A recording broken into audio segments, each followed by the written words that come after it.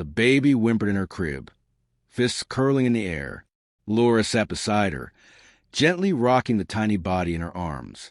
Her eyes flicked to the closed door, listening. The only sound outside was silence. She leaned forward and kissed the baby's forehead, then whispered something soft into her ear, just loud enough to carry through the nursery walls. A few feet away, Vivian stood in the hallway, perfectly still, her arms folded tightly across her chest. She stared through the glass panel beside the nursery door, her face unreadable. She didn't move closer. She didn't blink. She just watched. When the baby cried louder, she turned and walked away without a word. At feeding time, Laura laid out the baby's bottles neatly on the counter. She felt eyes on her. She turned her head. There Vivian again, leaning lightly against the doorframe of the kitchen, arms still folded, face hard like stone. She wasn't there to speak. She was just watching, always watching. Days passed. Vivian never reached out. Not once did her hand stretch toward the baby. She remained distant, cold. But the crib was always full. Diapers stocked, clothes neatly folded, warm blankets, fresh milk. Vivian provided everything. Yet her shoes never once stepped near the crib. Whispers followed them through the halls. Nurses chatted in corners, voices low. A doctor shook his head after checking the baby's vitals. 2 cleaners paused by the staircase, eyes wide, their mops forgotten. "She's never held her?" One whispered. The other nodded slowly, her mouth tight. "Not once." Laura brushed past them without a word. She knew better than to join the talk. Her fingers clutched the edge of her apron as she hurried up the stairs with a bottle in hand. Inside her pocket, her phone buzzed. It was late. Night cloaked the nursery in silence. The baby had fallen asleep against Laura's chest. She swayed slowly on her feet, humming. Her phone lit up again. A strange number. She answered. A voice, calm, low, unfamiliar, came through. "If you can find out why Vivian won't touch her baby, you'll receive $5 million. No questions." The line went dead. Laura froze. She stared at the phone screen. Her eyes blinked slowly, her mouth slightly open. The baby stirred. She looked down at the child, then back at the phone. $5 million. Her heart began to race. She sat down. Her thoughts tumbled. Her chest rose and fell faster. Footsteps echoed in the hallway. Vivian passed by. Her heels clicked sharply against the tiles. She didn't glance at Laura. Her hand rested on the doorknob of the study. She pushed it open, stepped in, and closed the door behind her. A few moments later, the quiet sound of soft sobbing drifted through the wall. Laura didn't move. Her gaze stayed on the study door. Something was there, something heavy. The next day, Laura moved differently. Her eyes followed Vivian closely. She lingered longer in rooms. She asked small questions with gentle smile, pretending they were harmless. Vivian only stared at her or gave short nods. She never offered answers. Frustrated, Laura reached for her last idea. All night she worked, her brush swiping back and forth, colors coming to life on the canvas. The picture grew, Vivian in soft strokes, her arms gently wrapped around the baby. By dawn, she hung the painting at the end of the hallway, right in Vivian's path. Hours later, Vivian stepped out. Her eyes landed on the painting. She stopped, her body tensed. She took 3 quick steps forward, grabbed the canvas, and slammed it to the ground. The glass cracked. The frame splintered. Her voice rose. "Who put this rubbish here?" Laura stepped out from a nursery. The baby slept in her arms. Her voice came quiet, shaky. "I just thought maybe you'd like it." Vivian pointed at her, eyes cold. "Never do this again." Laura's head dropped. "Yes, ma'am." Her voice trembled, but her lips curved slightly when Vivian turned away. That reaction, it had meaning. From then on, Laura changed her approach. She sat with the baby in the open lounge. She hummed lullabies while folding baby clothes near the living room. She rocked the baby in her arms as she moved around the house. Her voice grew louder each time she spoke to the child. "Your mama loves you," she said one day while cradling the child. She made sure Vivian, seated nearby with a book in her lap, could hear. even if she's not ready to say it. Vivian's eyes didn't lift, but her fingers clenched the edge of the book just a little tighter. The nursery was quiet except for the soft hum of the fan. Laura bent over the baby's cot, folding tiny clothes. She smiled as she looked at the baby's cheeks, then whispered gently, "You look just like your mother, Vivian." A rustle came from behind. On the sofa, Vivian sat upright, her eyes locked on them. Her jaw tightened. She didn't speak. She rose, turned sharply, and walked out. Her door shut with a loud click. Behind it, her muffled sobs went on for hours. Laura straightened up slowly, her fingers pausing over a baby sock. She turned her head toward the hallway and listened. A faint cry. She exhaled. A flicker of triumph crossed her face. In all the months she had worked here, she had never seen Vivian react like that. She was getting closer. Later that night, the house lay still under dim lights. Laura paced briefly, then stopped in the middle of the hallway. Her fingers twitched. She crouched, let out a scream, then felt the floor, eyes shut. The baby's cries pierced the silence. Vivian's door burst open. Her footsteps pounded toward the sound. She halted at the scene. Laura crumpled on the floor, the baby wailing beside her. Vivian's eyes darted from Laura to the baby. Her lips pressed together. Then she stepped over the crying baby, her heels clicking as she headed for the living room. A phone came to her ear. Her voice, calm but urgent, filled the air. Dr. Joel arrived moments later, breathless, clutching his medical bag. He knelt beside Laura and checked her pulse. "It's just a fainting spell," he said gently. "She needs rest." Laura stirred, blinked twice, then sat up slowly. Her hand went to her forehead as she pretended to be weak. Vivian stood near the door, arms crossed, unmoving, cold. The doctor turned to her, the baby squirming in his arms. "She's fine, just scared." Vivian didn't reach out. Instead, she gave a small smile and said, "Just make sure Laura gets everything she needs." The baby reached out, but Vivian didn't glance back. She walked away. Laura's heart thudded. She pushed herself up and rushed to take the baby from the doctor. Her hands trembled. She hugged the baby close, blinking fast, confused. Hurt. She rocked the baby and returned to the nursery, her eyes fixed on the floor. Her mind spun. She couldn't understand how a mother could ignore her child so completely. Days crept by. Laura watched, waited. She folded laundry, fed the baby, and listened, but no answers came. One evening, a sudden knock pulled her from her thoughts. She wiped her hands and opened the door. An elderly man stood on the porch. His eyes searched hers. "I need to see Vivian," he said. Laura tilted her head. "Who are you?" "I'm her husband." Her breath caught.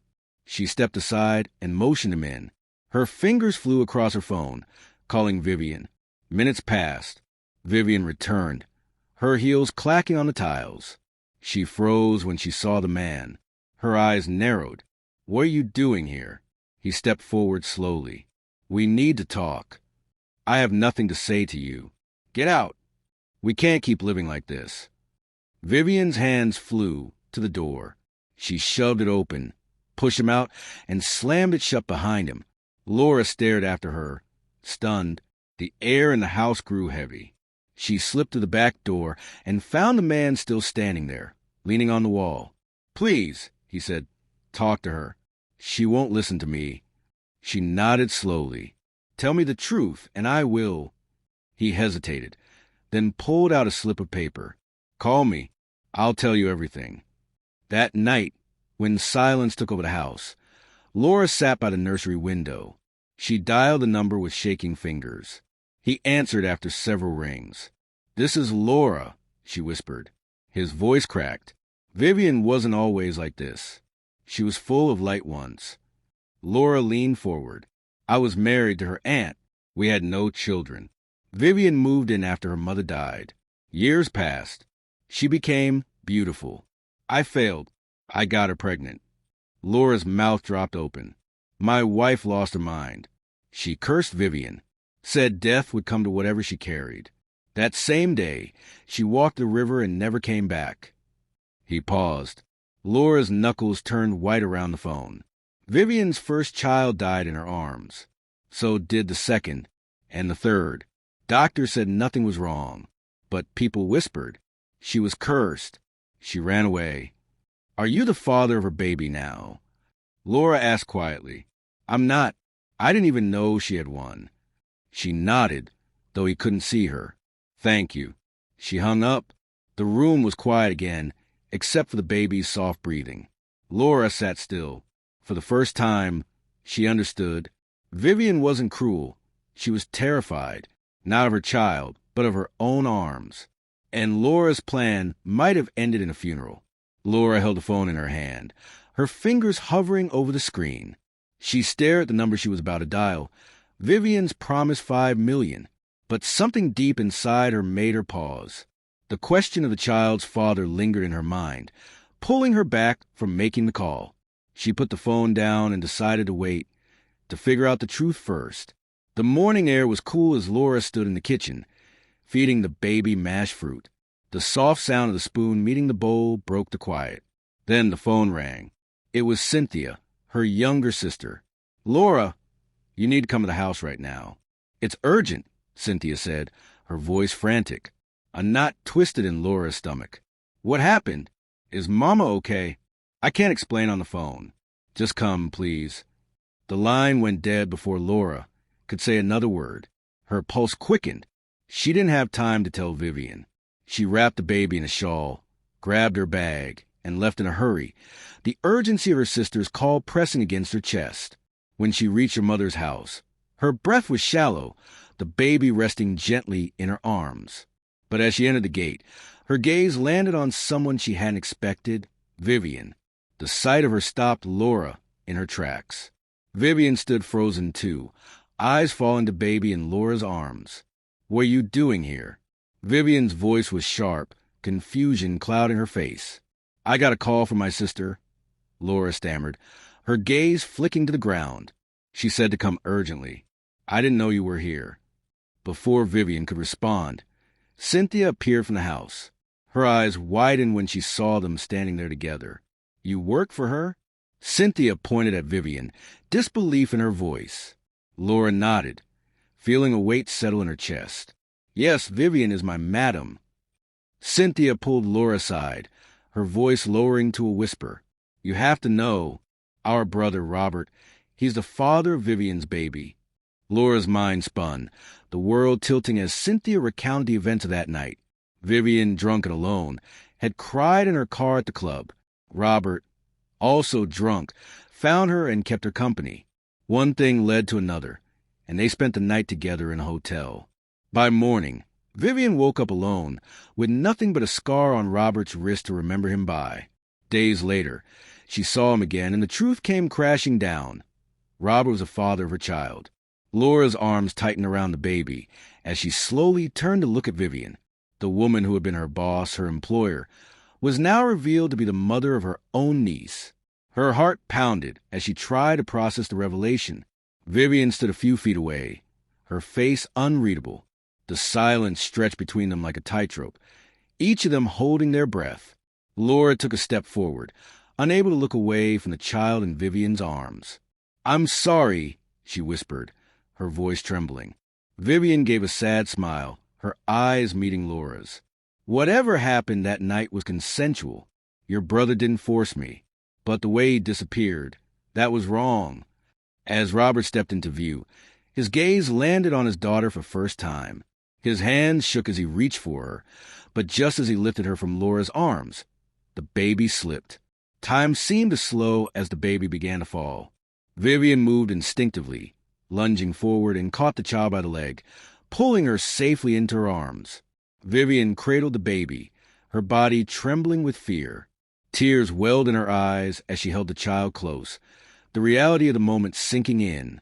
She had feared this moment for so long, terrified that her baby would die, just like the others had. But this time, the baby was safe. The child blinked up at her with wide, innocent eyes, perfectly fine. Vivian's legs gave way, and she collapsed to her knees, still holding the baby tightly. Tears streamed down her face, and she whispered in disbelief, She's alive. She's really alive.